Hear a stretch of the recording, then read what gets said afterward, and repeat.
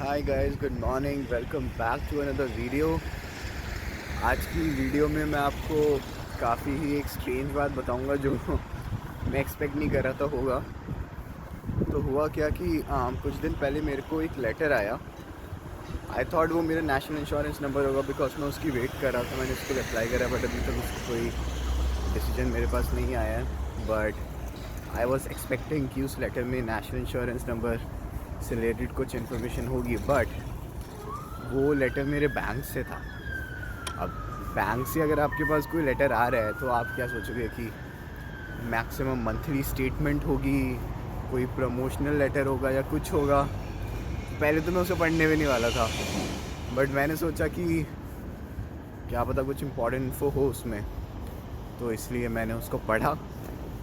और जब उस लेटर को पढ़ा तो उसमें लिखा हुआ है कि जो मेरा बैंक अकाउंट है वो मेरा बैंक 60 डेज़ में बंद कर रहा है। मेरे को लगा कि क्यों कर रहा है, क्या रीज़न है। उस लेटर में रीज़न कुछ भी नहीं लिखा हुआ, एंड ये फेक लेटर नहीं है बाय द वे। मैंने बैंक में जाके कंफर्म करा है, वो लेजिट लेटर है बैंक की तरफ से। एंड उन्होंने बोला है कि वो मेरा बैंक अकाउंट बंद कर रहे हैं। क्या रीज़न है बंद करने का उन्होंने नहीं बताया। उन्होंने बताया कि हम मंथली अपने अकाउंट्स को रिव्यू करते हैं एंड आपका अकाउंट रिव्यू करने पे हमने डिसाइड करा कि हम आपका बैंक अकाउंट बंद करेंगे।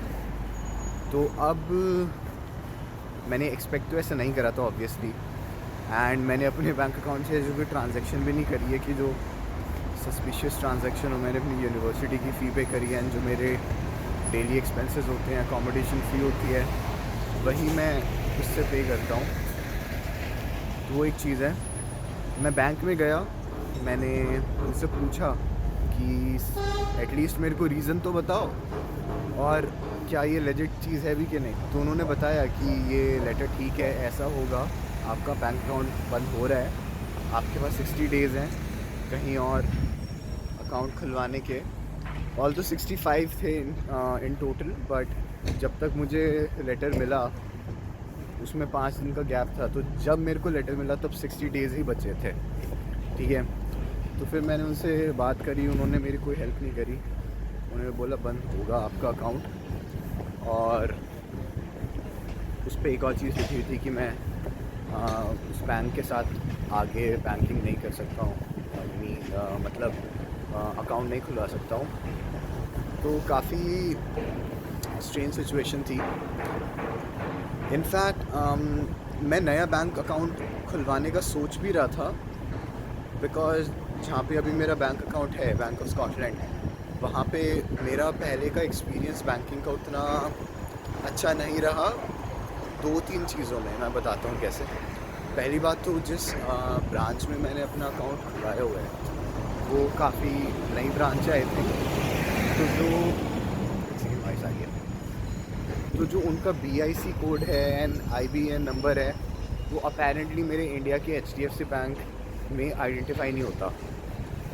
तो मैं इंटरनेशनल बैंक ट्रांसफ़र नहीं कर पाया था। तो आप पूछोगे इंटरनेशनल बैंक ट्रांसफ़र नहीं कर पाए तो फ़ी कैसे पे करी। तो मैंने वो नहीं करा, तो मेरे को सारा जो फर्स्ट फ़ी का पैसा था वो यहाँ पे अपने फॉरेक्स में लोड करा के कैश में विड्रॉ करवाना पड़ा, एंड फिर कैश मेरे को बैंक ऑफ स्कॉटलैंड में डिपॉजिट कराना पड़ा, एंड फिर मैंने अपनी फ़ी पे करी।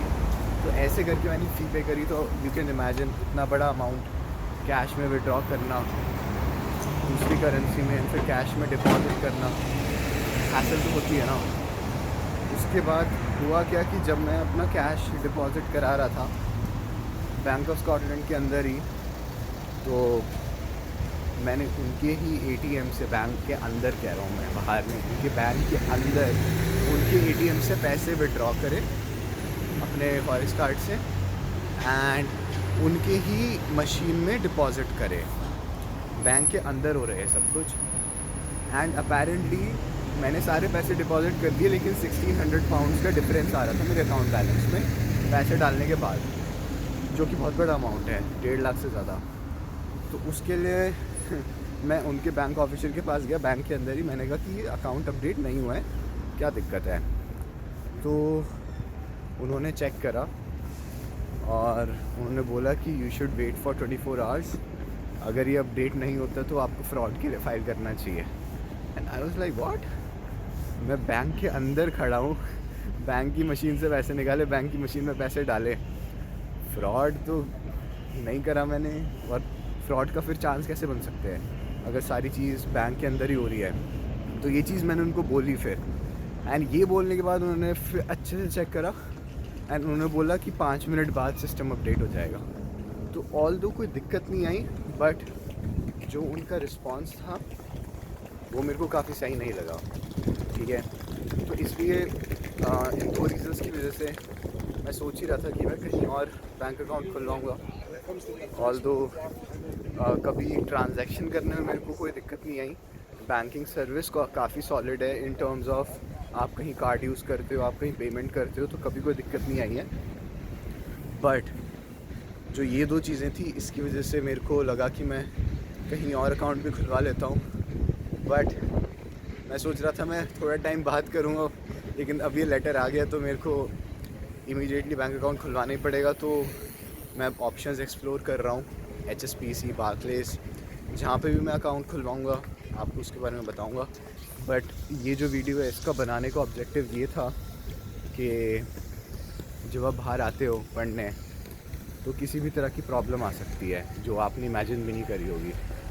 तो आपको पता होना चाहिए कि इस तरह की दिक्कतें भी आ सकती हैं, so that you guys are mentally prepared कि आपको अचानक से आपके बैंक की तरफ से लेटर आएगा और वो बोल देंगे कि 60 दिन में आपका बैंक अकाउंट बंद कर रहे हैं। अब इससे एक और दिक्कत होती है कि जहाँ पे भी आपने ऑटोमेटिक पेमेंट सेटअप कर रखी थी, जैसे कि मेरी यूनिवर्सिटी की अकोमोडेशन फ़ी मेरे अकाउंट से ऑटोमेटिकली कट जाती थी हर महीने के पहले दिन को।